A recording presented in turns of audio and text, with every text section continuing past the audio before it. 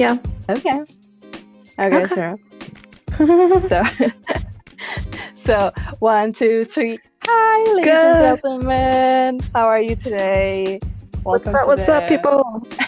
welcome to the 4th episode of our MNM'S podcast, Masha and Mimi's podcast. We're not sponsored by M&M's yet. I wish we did. Yeah, that would be nice. Yeah. So in this episode, we're going to talk about the environment and the situation in Cyprus. And I think I'm going to compare it a bit to the Greece as well, because it's a bit similar situation with the environment in Cyprus and in Greece and what's happening to it. And I'm going to talk more in details what I mean to that. And Mimi, I'm pretty sure you will agree with me. I think you know what I'm talking about, hopefully. Yes. So yeah, well, the first thing first, how are you today, Mimi? Let's talk about the emotional damage of the silent. Wonderful. Okay, it's really extremely hot. It is. As we're recording this, we're kind of getting away from the heat wave. We had a yellow warning this week, and I think it was supposed to finish yesterday, but we're going into August, which is the hottest month in the whole island, and people usually take a month off from work if they can, because usually the average temperature is about 45 to 50 degrees in the sun. In the shade is about 35 to 40, but the average temperature is like 40 to 45 usually. And people Celsius. Celsius, sorry. Yeah. I'm so used to saying Celsius, like literally America and one other country says Fahrenheit. Yeah. I don't know, but apparently we have to say it because people don't believe us. And like, I think the only people who believe us really are the Arab countries, like the Middle Eastern countries that are next to us, because they also experience the same heat. Mm-hmm. I haven't experienced it ever. It feels like being in a barbecue, like it's a barbecue season, like as if you're in an oven, if that makes sense. Yes, like for me, I am very white-colored person. Like my skin is so white, it's pearl white, and I have a tan right now, but I literally feel my body getting burned and being crisp, but I'm driving if I don't put sunscreen. And I literally feel my body, like my skin just like sizzling and like just burning. And it's not a very good feeling.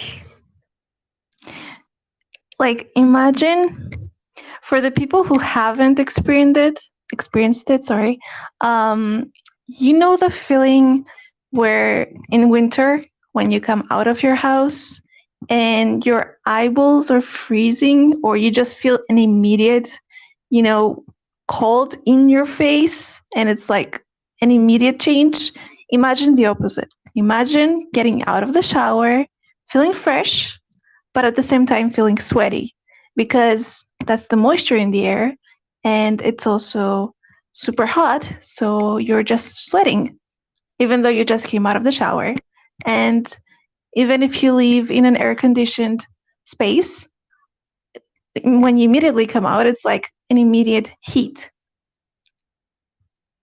Yeah. As if it's hitting you from an oven. Yes. Do you know how I realized we have a heat wave?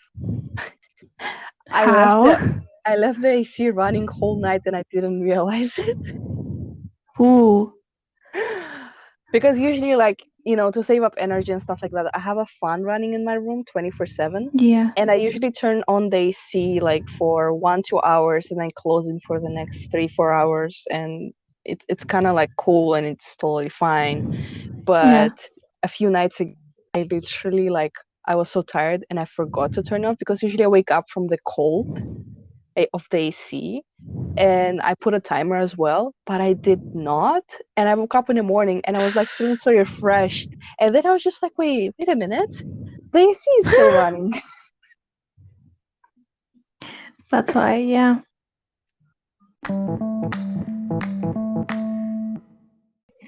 Okay, so this is the heat wave in Cyprus, but what's worse that it's heat wave combined with dust levels.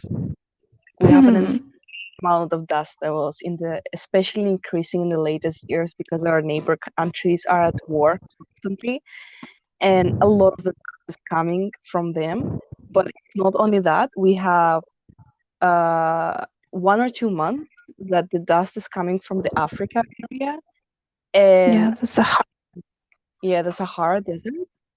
And you can see it on your cars. You can see it on the windows. Like, you're not cleaning your car, in my Yeah. experience, period. Because as soon as you clean it, like maybe this comes the next day, and it's hard to breathe. And I'm very thankful for masks because finally I'm not like before the whole pandemic. I sometimes was wearing the mask to protect myself from the dust levels, and everybody was making fun of me and like cars were beeping. But now it's normal.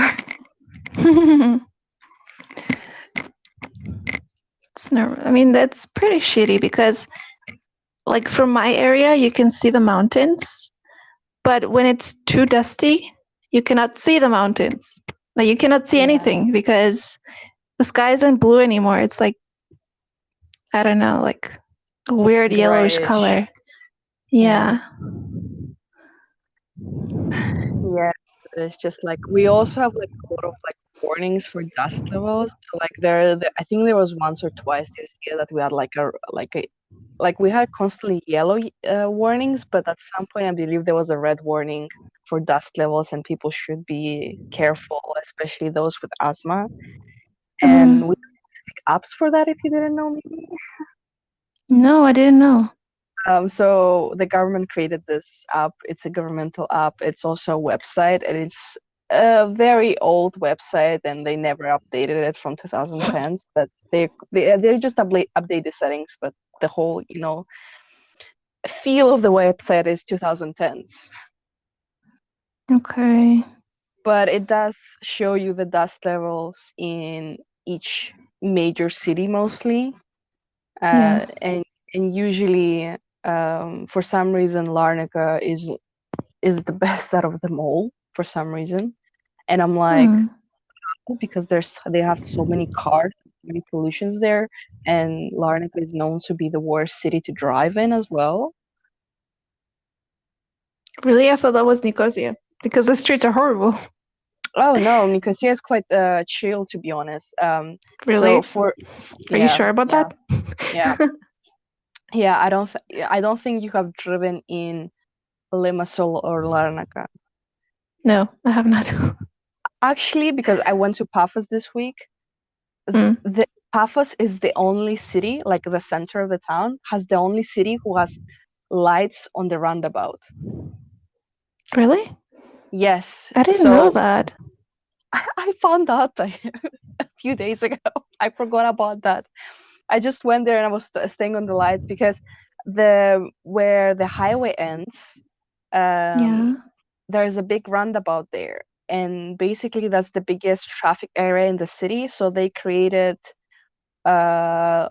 like red lights, so people can go to the roundabout and come out of it as well, because there's so much traffic, and there's literally 4 lanes as well on that roundabout. Yeah. So I did not expect it from Paphos, because Paphos is for me it's one of the hidden gems in Cyprus, and I understand it more in the recent years rather than when I was younger. When I was younger, I didn't care about Paphos at all. But recently, I'm constantly going there, and they have the nicest hotels there. They have the nicest places to explore. They have the last national park as well, That's true. which is quite sad, because we in Cyprus we had 2 national parks, but they commercialized the one in my area, which is Cabo Greco. And there is a protected area that is protection for the animals and for the Turtles. fauna and turtles. Mm-hmm. Yes, I was gonna say plants and fauna. That's where. Yeah. But there's also an army base there. There's also a radio station over there. And in the recent years, they built lots of kiosks for people to go get a drink. Also, they come lots of boats, but on Paphos they have less boats, but it's the same traffic for the Blue Lagoon in Cabo Greco. And Mm, one of the most popular beaches in the whole island is Konos Bay, which is literally in Cabo Greco. yeah. So yeah, so it was the last one, and in the recent, like this past few years, they started talking about commercializing the last national park, which is Akamas area, and a lot Yeah. of people are against it because it Yeah. it, it doesn't need to, like, why, like we already like it's our late it's our it's our last national park. And I Yeah. agree, like they shouldn't have built anything because they already have like a small sections built here and there for camping area and for stuff like that. And you can go um, to Blue Lagoon in Akamas as well, and they have the bath of Aphrodite as well over there on top. Yeah. and and it's just like, why would you commercialize? Like, I understand creating Something so roads. precious. Yeah. Yes, I understand building roads, like especially to the bath of Aphrodite, because I don't remember at the beginning of 2000s there wasn't any like normal road going to there. Hmm. But in the latest years, like before 2010, they actually made a road for it, and it's more commercialized and more people go there and buses go there because it's one of the top tourist attractions in the whole island. Yeah, it's more accessible, but that being accessible doesn't mean they have to ruin it. Yes. Some waterfalls as well in the Toros area, which is um, Mountain. our only mountain area in Cyprus, like In in, South Cyprus, yeah. yes, in south of Cyprus. And a lot of waterfalls are actually commercialized because they're trying to attract tourism, and which is like quite sad because I do remember one of the waterfalls, my father fell down the second waterfall and he had to climb up the rocks. And that's one of my core memories. Like, he fell down, and and me, my brother, and my mother were like, "Oh, he fell down," and we're screaming like, "Hey, are you okay? Do you want help?" And he's screaming back, "No, I'm fine. I'm just wet." Uh, Lovely. he was fine. He just had some bruising, which left after a few days. But it's the mountains. I mean, what did you expect from like wild waterfalls? Like, I understand, Yeah. like people know and trying, but right now they built even like a bridge, and you have to go to the bridge and stuff like that, and it's a very short walk, like 100 meters, and that's it. Mm. But Yeah, before it's very you beautiful. yeah, but before you had to walk like kilometers. Hmm. Yeah, you had to go So around.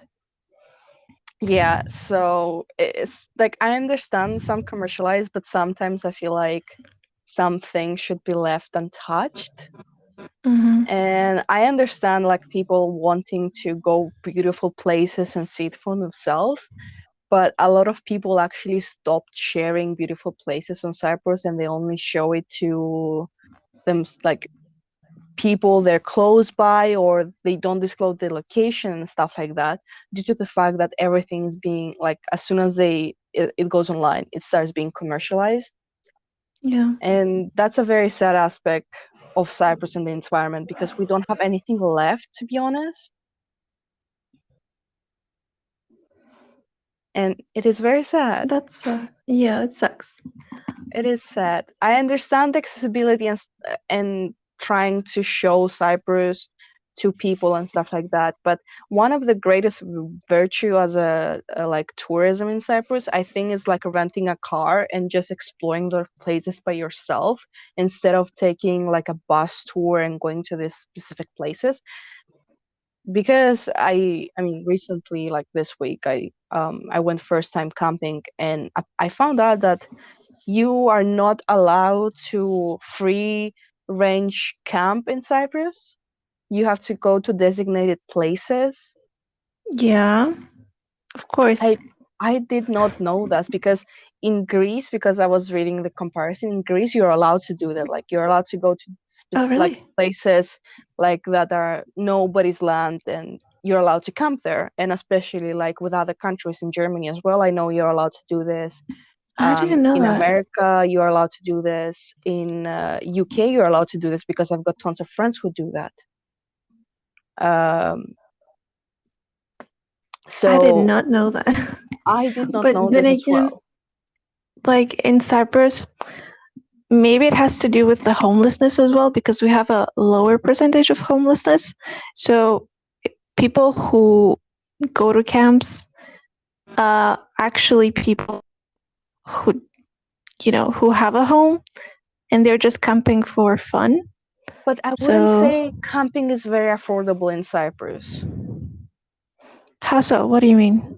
Because when I went camping for one day to park my car next to my camping setup and my camping setup that I brought my own for one Mm, day for mm-hmm. less than 24 hours was 13 euros. All of it? All of it. But like my car, my tent.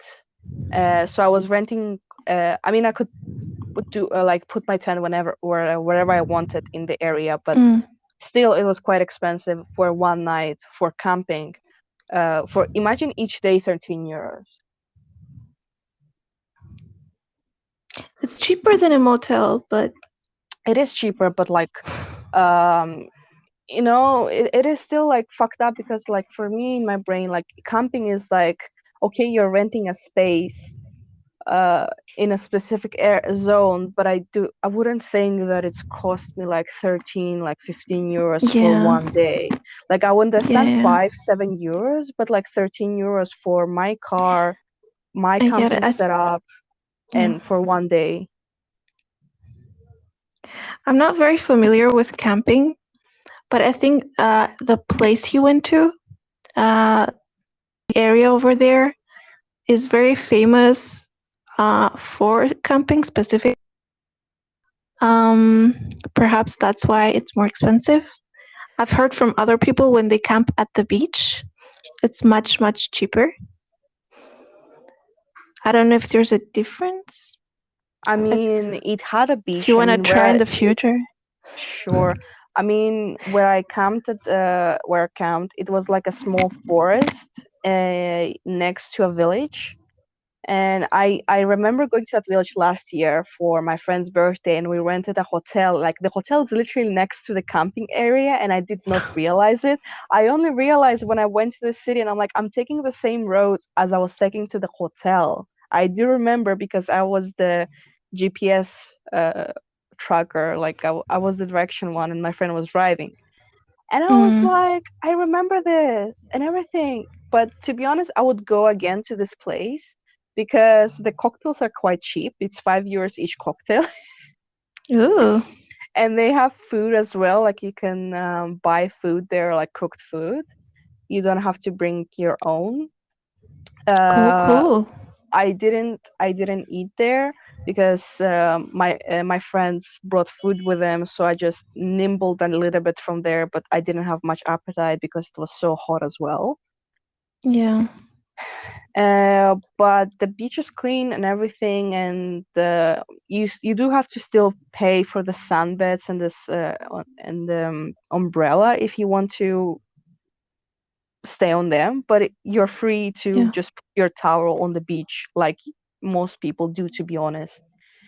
Uh, but to be fair, the sunset there is beautiful, but I think it's going to be more beautiful from the Akamas area, which is the backside of Cyprus, let's say. Mm.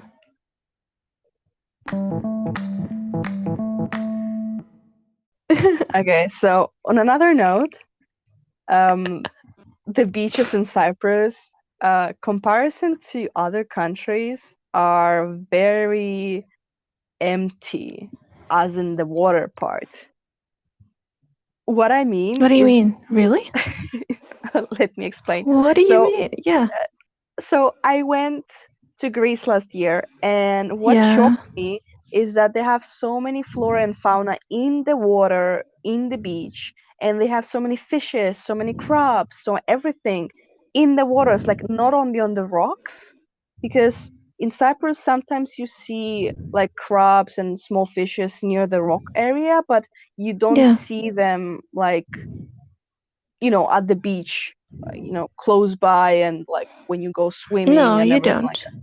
Yes, in Greece it's the other way around. You see everything. You see fishes, you see flora and fauna, you see like lots of stuff, you see seashells. We don't have seashells anymore.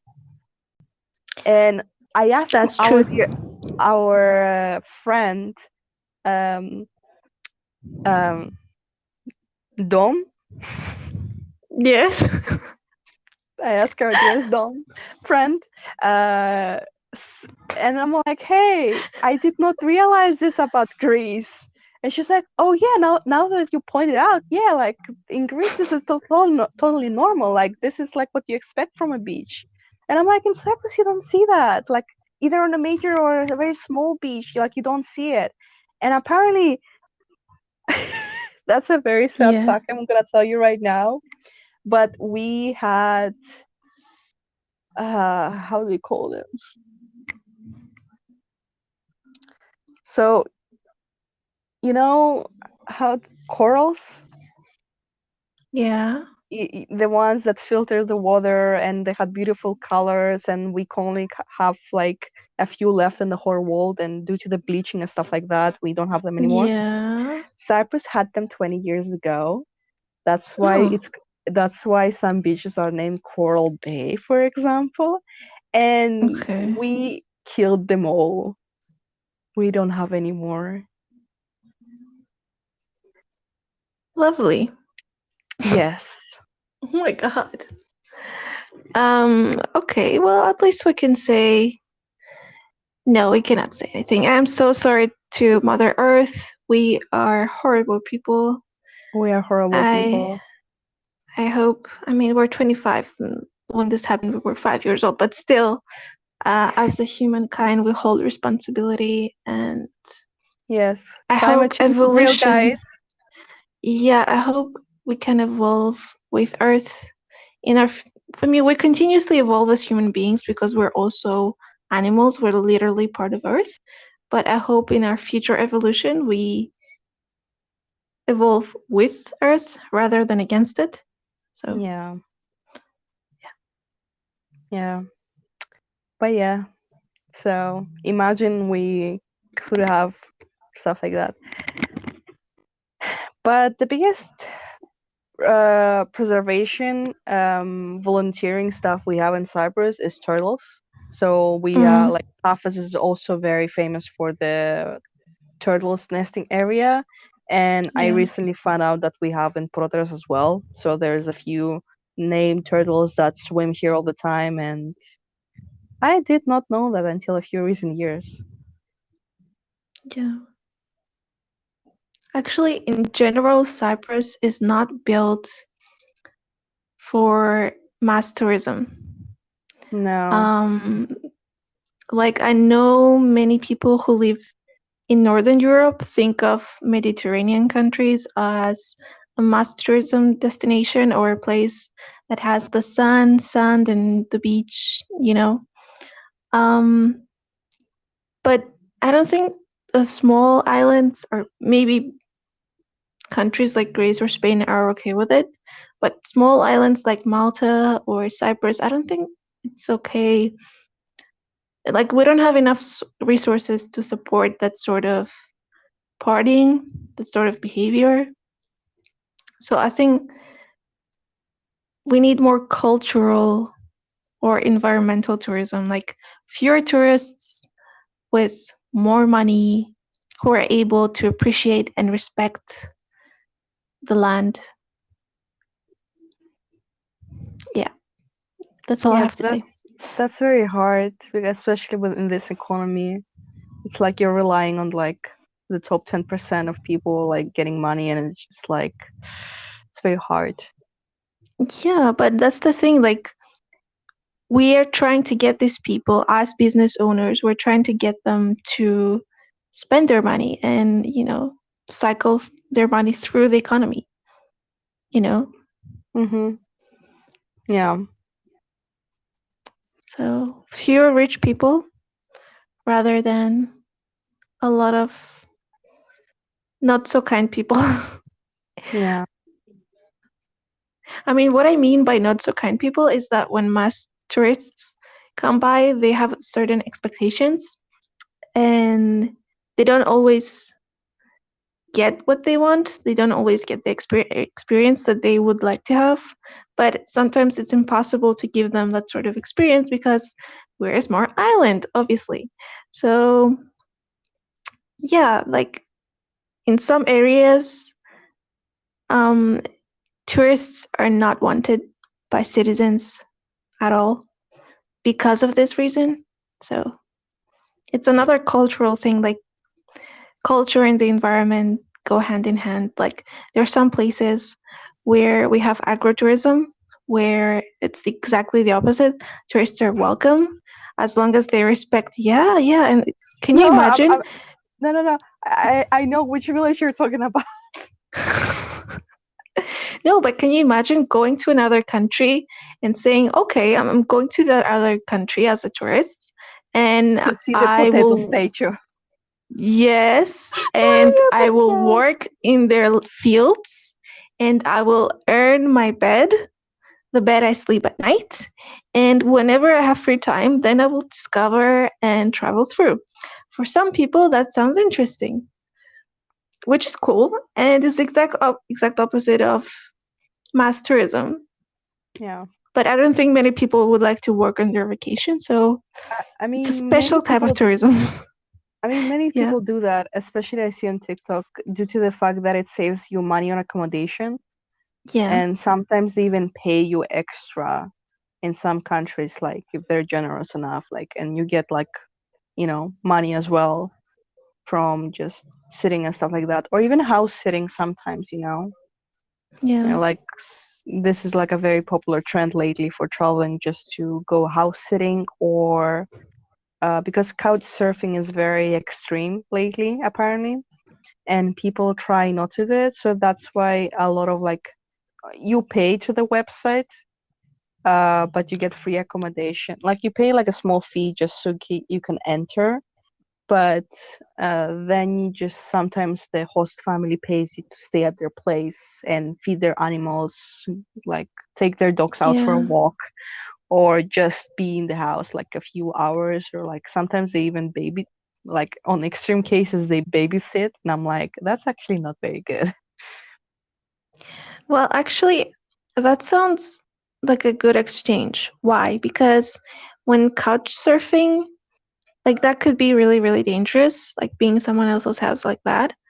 But if you're house sitting and you're willing to give a small amount of money to the website, that means you're serious about it and that you're a responsible person. So you're more likely to get hired and, house sit someone else. Yeah. Well, couch surfing started as means of exchanging skills as well. So you get a couch, you get like a mattress or like a bed, where you want to go, and at the same time sometimes you cook to the person or you teach them a language or stuff like that. That's what I heard, but then I heard so many bad stories of people with couch surfing, so I never tried it. I tried once Airbnb and it's not for me. Hmm. So I prefer to stay in hostels or in hotels, which, to be Yeah, fair, hotels are so much cheaper than Airbnbs right now. And even yeah, on booking.com, you can find legitimate hotels who literally rent you apartments. yeah. So, Cheapest one, €40. where? Nicosia. Cheapest. And I mean, it's a 2-star hotel, but it is literally the cheapest. It's near the bus station. Oh, okay, I know which one you mean. No, I was talking Mm, in general in the Europe, to be honest. So yeah. that's why I was like, for you can find cheaper. That's why I was confused. I'm like, you can find cheaper.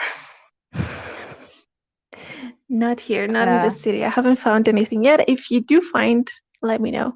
there is a hostel near. You remember where I lived last time? There's a Pandora next, and there's a Mm, hostel right next to it. I believe it was about really? 13 euros every day. Okay. Good to know.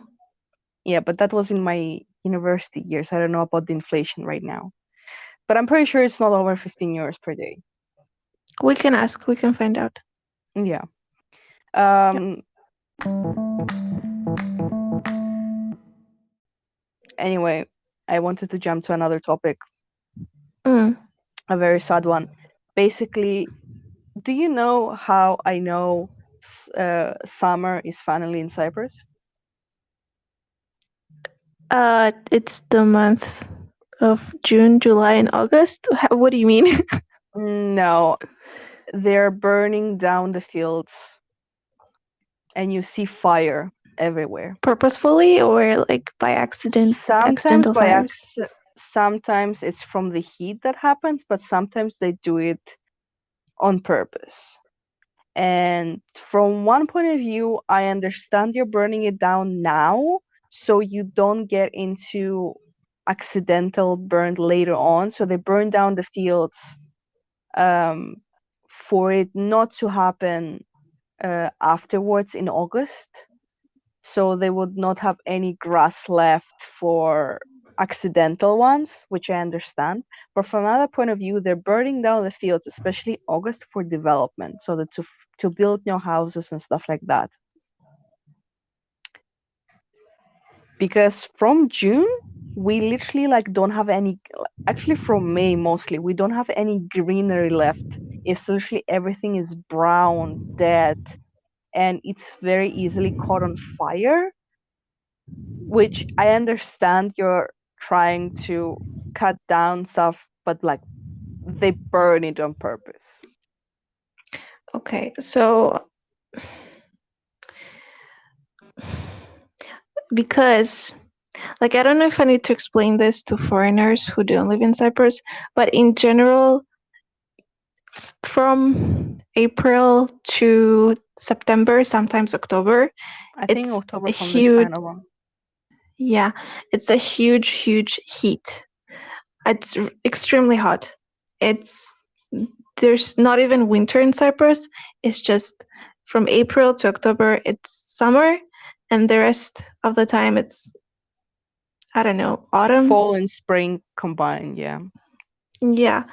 Um, but yeah, like the land experiences so much drought that it's actually better and more beneficial for people who own the land to build on it and develop rather than grow something and win from that money.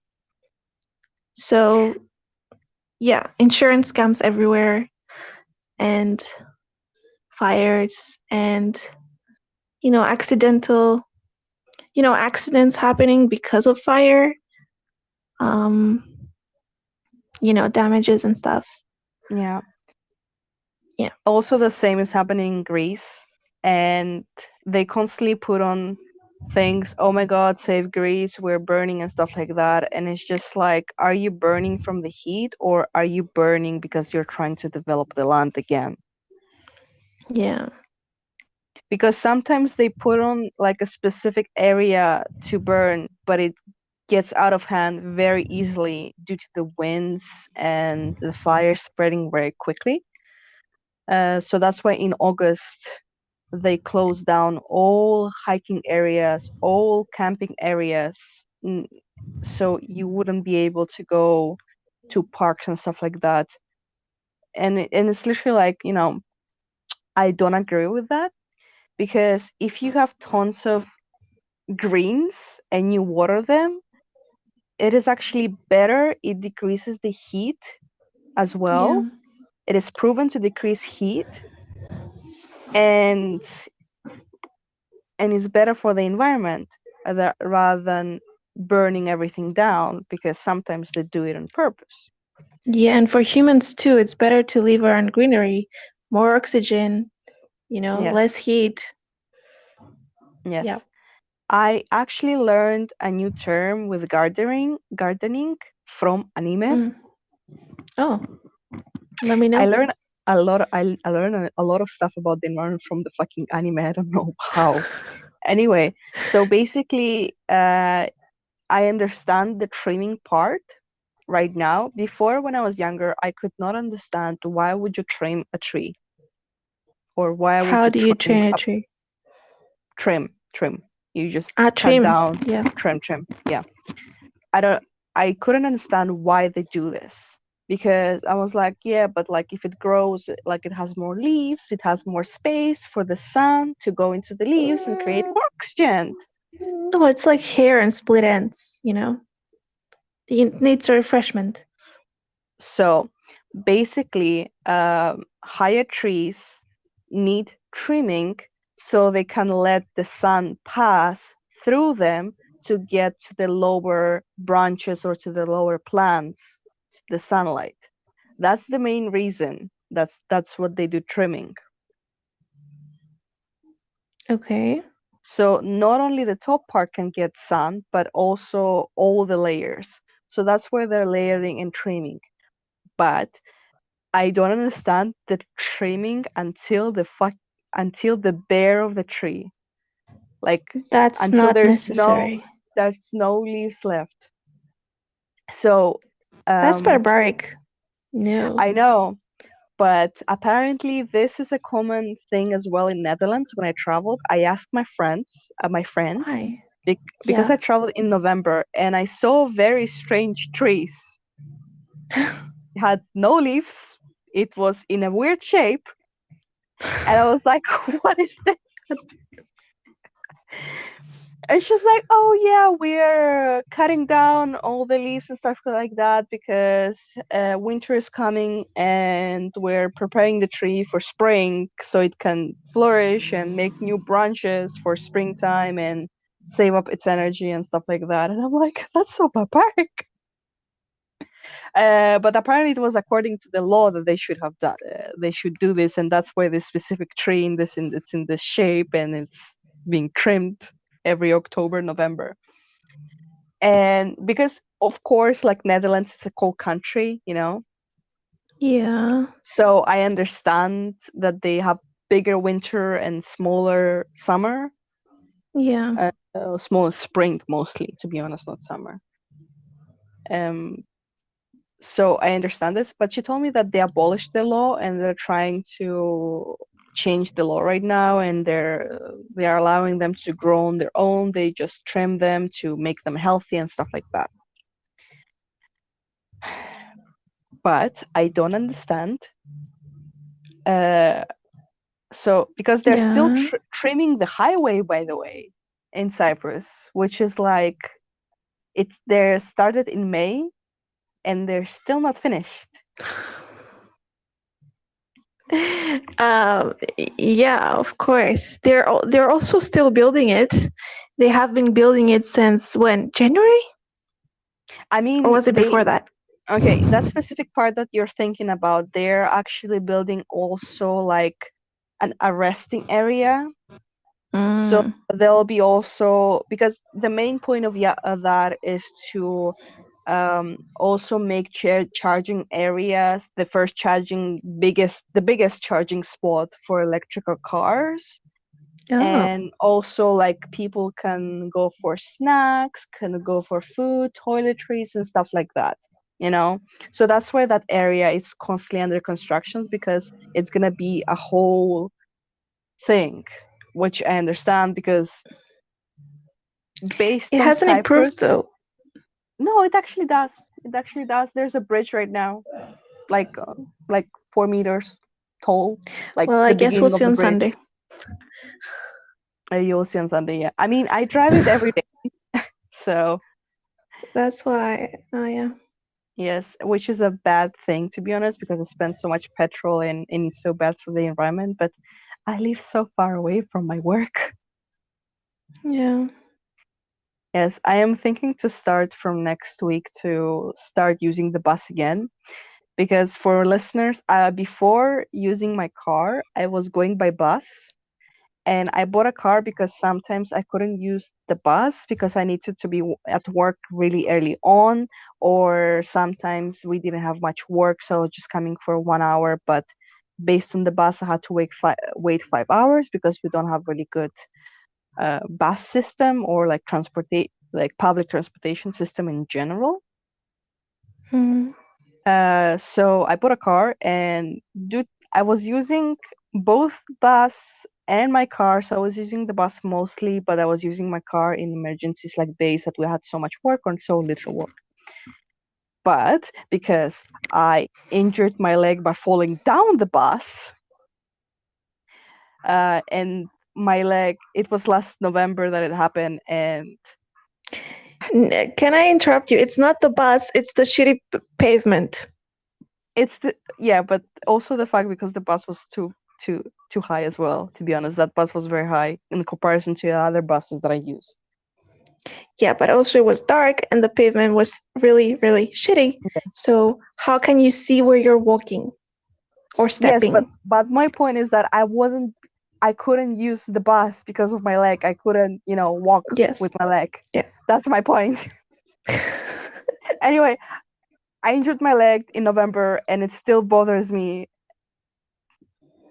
Anyway, so I am thinking to start using the buses again because I can finally like walk properly,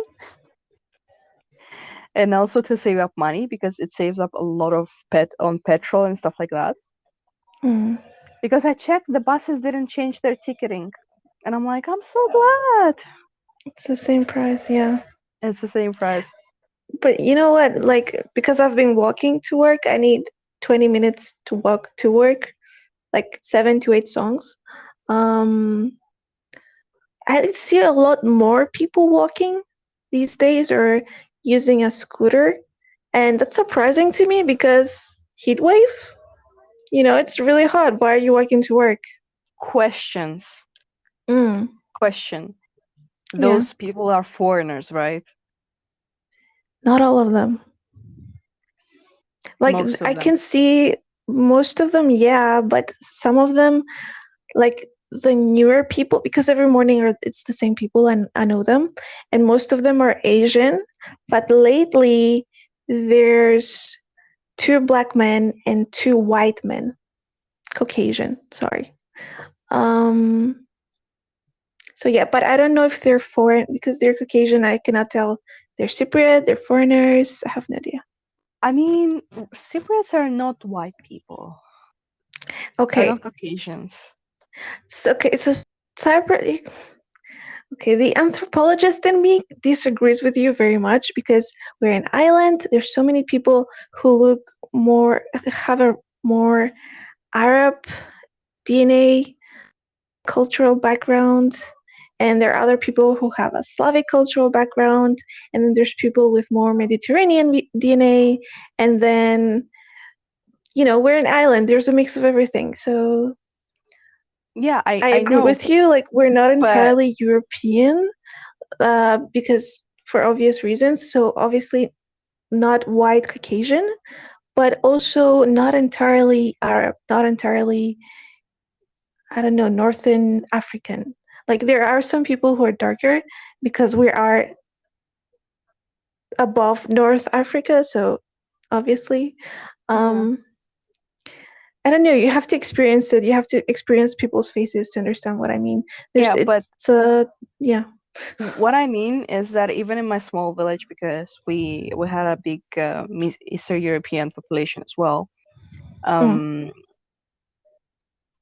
if you take them out of the equation and you left with how they call themselves the true Cypriot, which is inaccurate, um, their skin tone is darker than Eastern Europeans. Yeah, of course.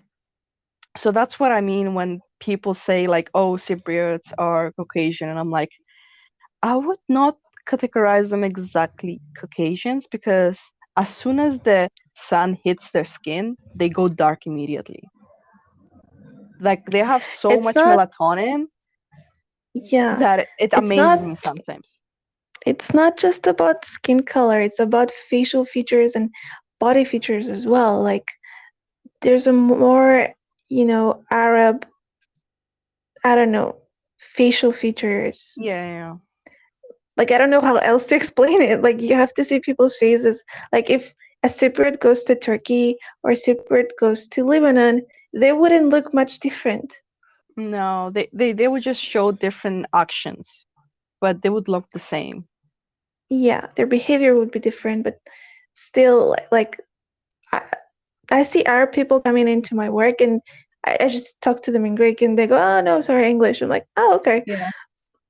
Like, or okay. Turkish people, I don't see any difference between them. I'm sorry. Yeah. Like most of them, I'm just like, the only thing that you will understand is like it's the accent or the of the way how they talk sometimes as well, if they know the language, because a lot of people who live in Cyprus, especially older generations, they actually know Turkish and Greek, Cypriot mostly. So you understand who is who based on the manner of talking and stuff like that. Yeah.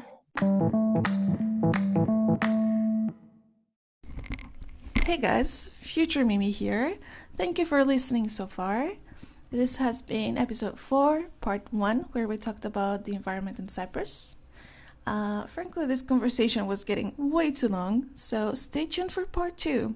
Like, share, subscribe, and follow if you want to see more of us.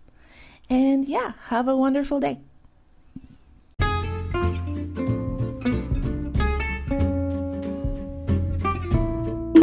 Yes, I can hear you now. Oh, thank God. Shit. What happened? I'm sorry for cussing and saying God at the same time. Oh my God. No worries. What happened? Oh, but what happened? The usual. My Wi-Fi sucks. Okay. What was the question? Yeah, let me start because you were cut off immediately. As soon as you open your mouth, you're just like this. Okay, this goes into the bloopers. Hi, hello. Yes. Ask the question, please.